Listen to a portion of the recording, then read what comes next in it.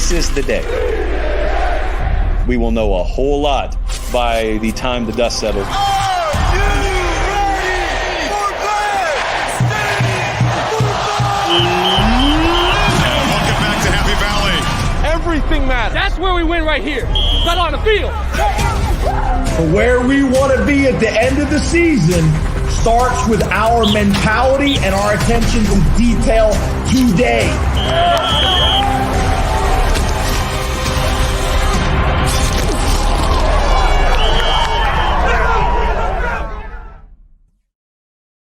Welcome to the Weekly Game Preview brought to you by PSECU. I'm your host, Mitch Gerber. No game this week as Penn State is in their official 2020-21 bye week, but we'll still hear from head coach James Franklin as he addresses the local media here in just a few moments, as he will have plenty to talk about during this press conference. And obviously, Penn State is 5-1 on the season so far to date, coming off a loss against Iowa. They will take on Illinois inside Beaver Stadium following their bye week for a noon kick on ABC. Hopefully, we'll see all of you inside Beaver Stadium as we get a look at the 2021 official schedule, starting off against Wisconsin. Just to quickly recap, at Wisconsin, Penn State came away with a 16-10 victory against Ball State, a 44-13 victory inside Beaver Stadium in front of more than 105,000 fans for the first time in nearly 2 years. And then Penn State welcomed their SEC opponent in Auburn into Beaver Stadium for the Penn State Whiteout, a 28-20 victory in that one, or 28-20 victory rather, and then Villanova 38-17. Followed by Indiana 24-0, and then on the road against Iowa, where they fell 23-20 in that one. 2-1 so far in the Big Ten Conference. Illinois on tap, and then Penn State will hit the road for 2 more road games before rounding out the rest of their 2021 regular season schedule. Let's hear any questions, comments that you might have on today's show. We'll try to pop those up on the screen as we go along here for, I'm going to say, about 15 to 20 minutes or so as we await to hear head coach James Franklin. No player this week, but we will be back in action next Wednesday with our PSECU Weekly Game Preview, as we'll feature a player to be determined. Let us know what you want to see, who you want to hear from, anything from top to bottom as we continue to do the Unrivaled pregame show, Unrivaled postgame show, and all those other things in between. And be sure to listen to the Unrivaled podcast this season, as we've had some unbelievable guests so far here in 2021, including some offensive linemen, some defensive linemen, anybody in the program, as well as world-renowned motivational speaker Inky Johnson, who kicked off season 3 of the Unrivaled podcast for us. Now you see right behind us the Mount Nittany shot right there. Beautiful evening here in State College, Pennsylvania. Seasonably warm. It's about 65, 70 degrees right now. Perfect night here in State College. Once again, we will carry head coach James Franklin's press conference, which will come up here momentarily just outside of the practice field. You see right there on the right hand of your screen. So if you do have any questions for Coach and/or Steve Jones, who will join us here on the PSECU Weekly Game Preview Live, please submit those. We'll try to get those up on screen. We'll try to get those answered for you as we continue our coverage of the 2021 season. Now you see the themes right there. This goes all the way back to that first home game against Ball State with the 107,000 strong family reunion. And then if you jump down to the Illinois game, it will be homecoming and the Generations of Greatness game. Always great to see that tradition come back into Beaver Stadium. November 13th against Michigan is the student section Penn State Whiteout. And then the final home game of the 2021 season against Rutgers is Senior Day and the military appreciation game as well. The atmosphere inside Beaver Stadium so far this season has been nothing short of electric, as you get a look at some of the highlights from Penn State's whiteout game against Auburn, the SEC opponent that they defeated 28-20 in front of a sold-out crowd, 109,000 people in there, all dressed in white for the annual display of unity. Fireworks shooting off in the sky all over. 360 display with those pom-poms across the entire stadium. Penn State enters the stadium.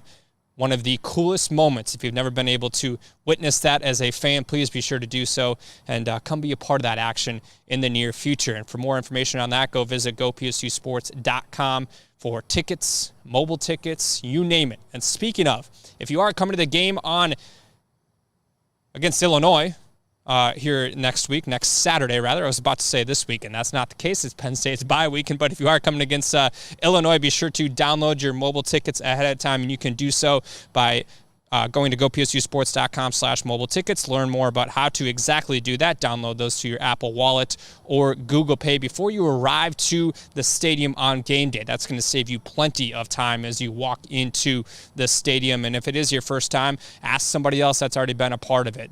It's an easy, fluent system to be able to execute. That's not the only thing that you got to keep track of on game day. If you're coming against those Illinois Illini, that's you got to include parking. Obviously, you got to be a part of that action. So if you are coming, make sure to know your routes, whether you're coming from the north, east, south, or west. Your lot number's on the screen right now. If you do have a parking pass, be sure to know exactly where to go. And then following that, be sure to also have your clear bag. Don't be that person that comes into Beaver Stadium without a clear bag. Or if you have a little wristlet, you're able to do that as well. So make sure you have all those things lined up before you come into Beaver Stadium for either the first time in the 2021 season or possibly multiple times, third, fourth, fifth time, whatever it might be, as Penn State had a 4-game home slate to start this season. First game on the road against Wisconsin. I believe we have a couple of those highlights for you guys. If we just want to recap some of those highlights from that first game against Wisconsin and a couple of other games so far here in 2021. Jahan Dotson's been one of those wide receivers that's been continuing to impress as you get a look at this Wisconsin game right here. A blocked field goal attempt in the red zone. Penn State's red zone defense has been unbelievable so far this season. Those stats continue to jump off the page for guys like Arnold Ebiketie, so on and so forth. They continue to be a dominant force up front for this Penn State football program. The secondary's been nothing short of lethal as well. You see a nice little fumble recovery right here for Penn State against that Wisconsin offense.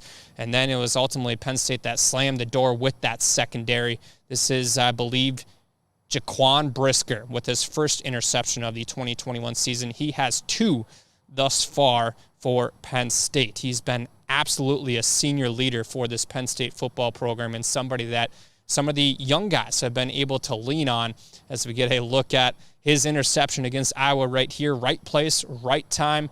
Nice job to be able to collect his second INT of the season. You saw Ellis Brooks right there too. He's been one of those underrated guys for this Penn State secondary that continues to just be one of those presents on the defensive side of the football for opponents that they have to see every single Saturday. Now you're getting a look at the defense against Villanova as Penn State walked away with a 38-17 victory in that one. That was a noon kick, the only noon kick for Penn State so far this season, as Illinois will also be a noon kick, so take that into factor if you are coming to the stadium.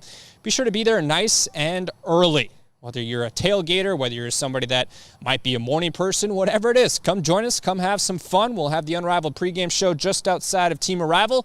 Never take one of those Saturdays for granted when you can be around 107,000 of your closest friends on any given day. Now, head coach James Franklin's weekly media availability is coming up here momentarily as we continue to take a look at a couple of the highlights.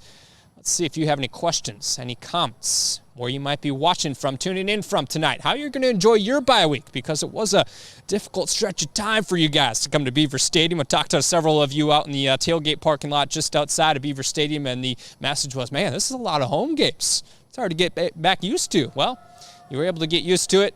Now you're in the groove of things. 4 straight home games for Penn State before they hit the road against the Iowa Hawkeyes, where they fell 23-20. But they will now turn their attention to the Illini to get back on the right path here following the bye week here in 2021. Steve Jones, the voice of the Nittany Lions, now joins us here on the PSECU Weekly Game Preview. Illini is a bye week as well. They're not playing this weekend. Head coach James Franklin will be addressing the media momentarily here. He's wrapping things up with some of his players in the background. But, Steve, we've been kind of recapping a little bit just about the 2021 season thus far. 5-1 record for Penn State, 2-1 in the Big Ten Conference. As you take in practice today for the bye week, what stood out to you most about this Penn State football program through 6 games? Well, look, this is a good football team. Anybody who doesn't think it's a good football team, especially looking at the opening 18 minutes of the last game, the opening 18 minutes of the last game tells you how good they can be. So now you just take the result, You have to move forward. You've got plenty of opportunities in the second half of the season, and you need to look at each opportunity, starting with Illinois. You can't set up the other opportunities until you take care of the next 1-0. That's the attitude they need to have. They need to have the ability this week to get better, which they've been doing the last couple of days, while incorporating some rest because they've gone 4 preseason weeks, 6 games, and now into this. Now's the time to get some of the legs back too, and that's being incorporated into what we're seeing here. It's the obvious question, but one that is important. How valuable is this rest time for Penn State? Incredible, because everybody thinks of, it's at week 6. It's not week 6. They finished up with week 10 because the preseason was 4 tough weeks in the summer in the heat. So you've gone now 10 and now 10 and a half weeks. Now this recharge sets you up for the next 6 weeks, right? So they've gone 10 and a half. The recharge sets you up for the next 6, and it comes at just the right time. Even though you'd love to go into it with a win. Head coach James Franklin will be addressing the media momentarily on the right half of your screen right there. The media is getting let in as we speak, just over our right shoulder right now, as head coach James Franklin is walking towards that. So we'll carry that press conference live. And Steve, as coach makes his jaunt over to the microphone, you talked about obviously the team and the rest factor as well. But how about on the offensive side of the football? What's been the biggest surprise for you thus far? The biggest surprise to me so far in the offense, it's not a surprise, but I really like the way Keandre Lambert-Smith has slowly but surely, because, with Dotson there, there's only one ball. He's been able to get suddenly 4 or 5 catches a game instead of getting 1 or 2. He's become a really dependable part of the offense. So you've got Dotson, you've got Washington. Lambert-Smith now gives you a third. Cam Sullivan-Brown's a nice 4th coming off the bench. Now you hit the second half of the season. There might be a couple of other guys that get incorporated as James now speaks. But yeah, Taekwon and Vayu have both been splitting reps so far in practice this week. Have done well, but nothing's been decided or determined at this point. James, you did have a policy once if the kid is out for the year. You generally confirmed that. Do you still have that policy? Yes. James, PJ Mustipher, what did you think of the guys that filled in for him, and is there any hope that he could be back? Yeah, so PJ is out for the year.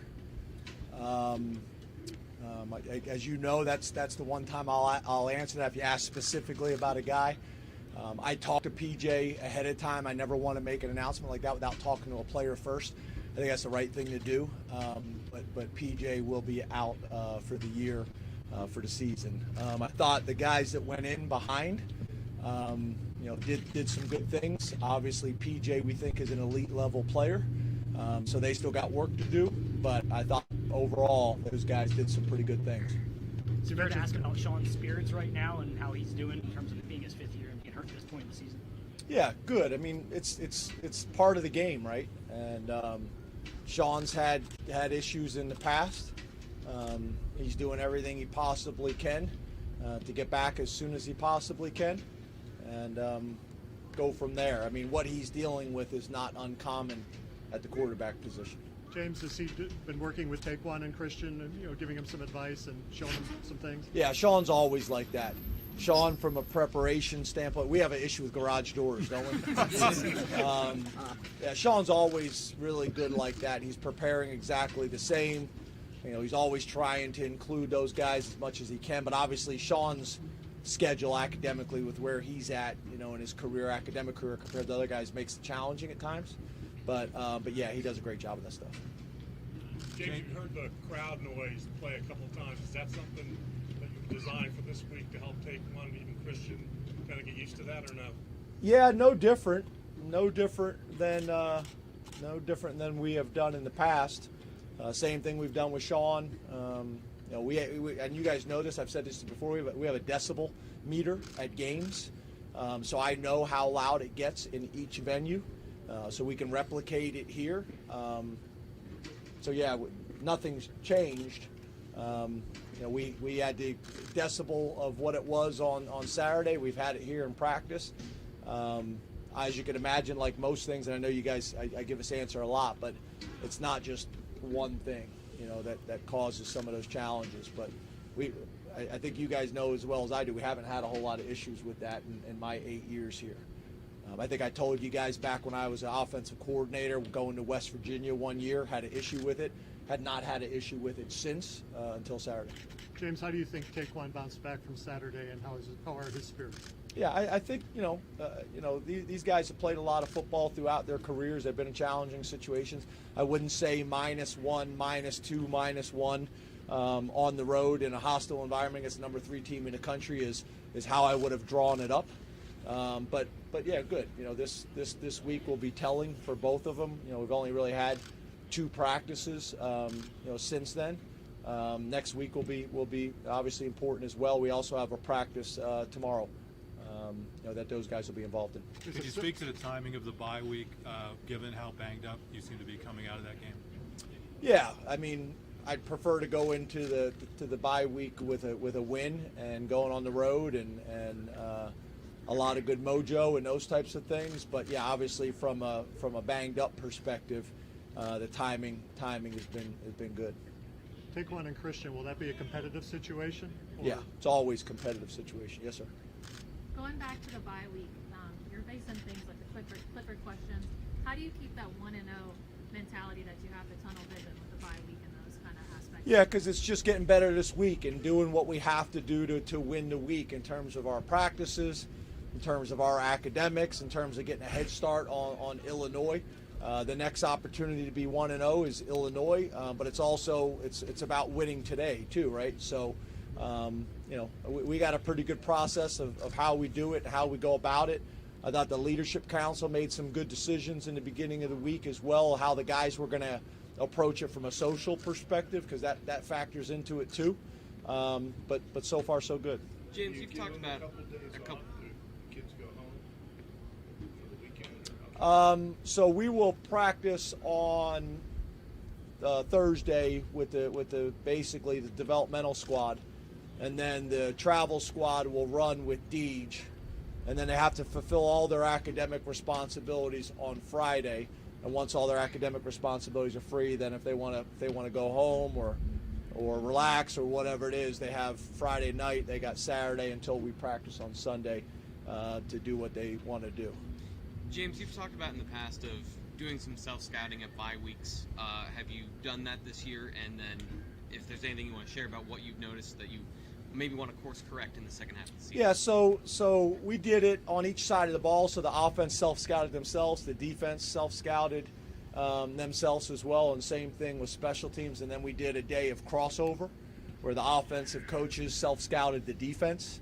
Or opponent scout, however you want to look at it, and the defense did that with the offense as well, because it's always interesting how the defense looks at offense compares to how offense looks at themselves. So that was valuable, but yeah, nothing specific that I would be comfortable sharing in this setting. But yeah, I think I've said this to you guys before. Tendencies are not a bad thing. If you have a tendency, it means you're usually pretty good at something, but you need to be aware of what that is, right? So that you can find ways to complement it and keep people honest. So, but we did 2 full days on that, and then it moved on. We've talked a lot about injuries tonight. The whole going down in the middle of the game thing is dragged on for a few more days. It's one thing if fans say it. It might be another thing to hear it from someone in the same position as you. Kirk Ferentz has been, I would say, kind of pointed and somewhat accusatory of all of that. How does that make you feel? What do you think about that, and how do you address it? Okay. I hope that was loud enough that everybody heard the question, because I'm going to answer the question. I kind of wrote some things down because I thought this was coming. First of all, I would ask anybody that's listening to take your Penn State hat off or take your Iowa hat off. I'm just going to talk in what I believe and what I think from a strategy standpoint, from a common sense perspective, from what's good for football, in my opinion, college football. So how does this strategy make sense against a huddle team? People use this strategy to slow people down. Spread offenses, tempo offenses. They huddle. So that strategy did not make sense in this situation. In our 6 years of playing them, 6 years straight, 4-2 with our record. Has that ever shown up? Has anybody seen that? In my 8 years as a head coach, has that showed up at Penn State? In my 12 years as a head coach, has that showed up? Has not showed up.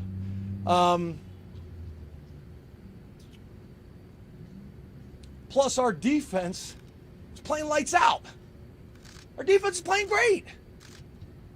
Our defense is playing lights out. We turned the ball over to start the game inside the 5-yard line, held no field goal. So again, go back and check it. And again, I'm not talking. I got tremendous respect for the University of Iowa. I got tremendous respect for their fans. It was a hell of a game in a tough environment. Not making excuses. I'm just stating how I see the facts. Take your fan hats off. I want the Penn State fans to take their hats off. Now let's talk about injuries. Okay, now hold on a second. Before that, now put yourself in the shoes of a parent. Of a parent. Your son is down on the field for an injury, and the stadium is booing them. We didn't just boo that. We booed balls falling off tees by the wind. I don't know who we were booing for that. We weren't gaining an advantage of that. But your son's down on the field with an injury, and I just told you PJ Mustipher is done for the year, and we're booing. Is that good for college football? Is that good for college football? Now, again, from a strategy standpoint, would it be strategic for us to tell PJ Mustipher to go down and fake an injury? One of our best players? One of our starters? One of our captains? Does that make sense? If you're going to do it, you wouldn't do it with your starter, your captain. All right, let's talk about his backup, Devon Elise, who also got booed. So would it make sense for the backup D tackle, we've already lost our starter, to send him out of the game for a play? I don't think so. AK, maybe our best defensive player. And his probably looked the worst. He went down. Maybe it's because he plays so hard and he was cramping. But am I going to tell AK to go down and not play a play on defense? Does that make any sense? Brisker, he went down twice against Wisconsin. They didn't boo him. Sean Clifford, did we want him to go down and not return in the game? Devin Ford, our starting tailback in the game, went down and did not return in the game. Did we want that to happen? Lovett went down, did not return in the game. Sutherland, our captain, went down and did not return in the game. So it was a physical game. Was there a bunch of injuries? I get it. And how it may have looked, I get it. I'm telling you, we don't coach it.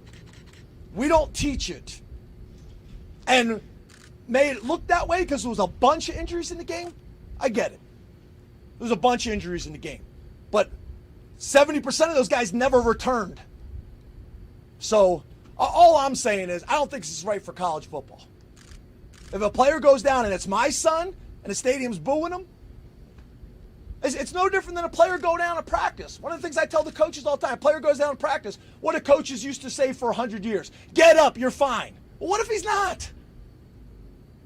So I wasn't attacking the University of Iowa. I'm trying to protect college football. And I don't think that's the right thing for our game. So I know that was a long answer, but I got people coming into me all day, showing me things and things like that. And I got tremendous respect for their program, for their head coach who's been doing it a long time. But I felt like after the game I had to say something because when I got my starting D tackle, PJ Mustipher, down on the field and he can't play for the rest of the season, he's my captain, and they're booing him, I don't think anybody would feel good about that. And we had a number of guys go out of the game and never came back. So that was a long answer. 2 more questions. 2? If you were playing Illinois this weekend, this is a bit hypothetical, so sorry, would Sean be playing, or would he be preparing to play, or would he be in kind of an injured track? What was the last one? Or would he be fully preparing to play right now, or would he be preparing as like a backup or to be on the bench? Yeah, 2 things. He's going to be preparing to be the starter, and number 2, it's a good way to ask me if he is healthy or not. And I'm not answering that question because I do not get into specifics when it comes to injuries. It's a strategic, intelligent way of asking the question, but I'm not answering it. Sean's going to prepare to be the starter every single week. James, what is your game plan for you and the staff the rest of this week, outside of the coaching stuff for the team that you told us about, and then recruiting-wise as well? Yeah, so the coaches, we're all on the road recruiting. Hopefully this won't be a long answer because I got a flight to catch where I'm going to be in about 6 different states in 3 days. I got to prepare for 90-degree weather, 50-degree weather, 60-degree weather. I got it all mapped out. Try to be as efficient as we possibly can as a staff, get as much work done as we possibly can. Most of the Illinois stuff is done at this stage. Most of us will get back on Saturday. One of the things that is really cool is, you guys probably know this, but Coach Poindexter is being inducted in the College Football Hall of Fame, and he's being honored at the University of Virginia this week. We actually worked with their athletic director about doing it this bye week, which matched up with a home game for them, so he'll be honored on Saturday. But the rest of us will all be out recruiting, and he'll be out recruiting up till that point. And then we'll get back here sometime Saturday evening and then get ready for our normal operation on Sunday for our Illinois week. And then on top of that, obviously we gain a little time on Sunday because we do not have to do the corrections from the previous game in meetings or on the field, so we'll gain a little bit of time on our preparation. Awesome. Thanks, guys. I hope that wasn't too long-winded. I apologize. Thank you, James. Have a good weekend. That's head coach James Franklin as he addresses the local media here on Wednesday night. Steve, a lot to take away from that. What did stand out to you? Well, obviously, I think what we all PJ Mustipher is out for the year. And if you're sitting there and have seen Penn State has a long lineage at each position of great players. And at defensive tackle, there's just a long list. He has come in here, and he has enhanced that defensive tackle image at Penn State to go with all the other great players. So that is a very tough guy to lose in this particular season, and he's also one of your leaders physically and emotionally. So that's one. Obviously, the answer about what was happening with the crowd at Iowa was long, detailed, and had to be detailed.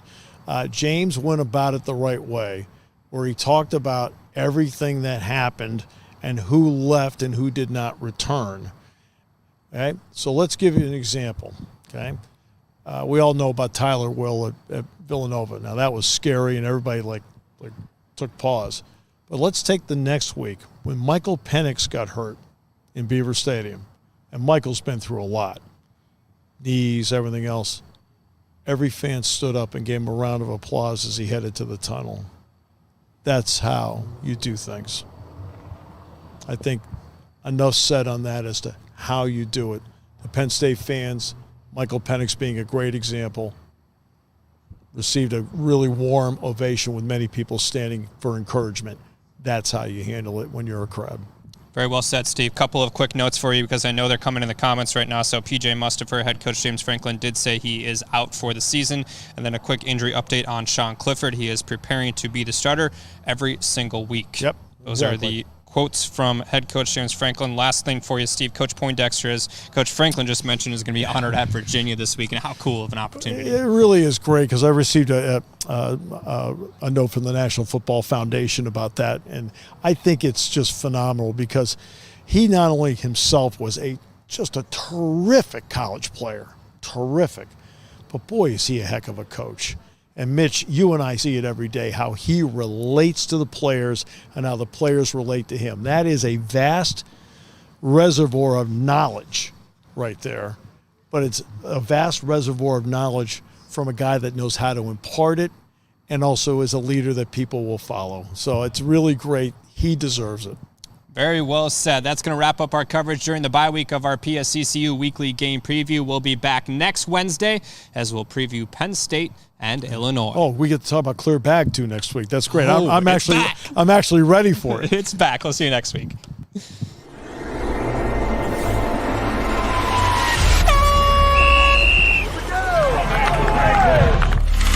This is the day we will know a whole lot by the time the dust settles. Welcome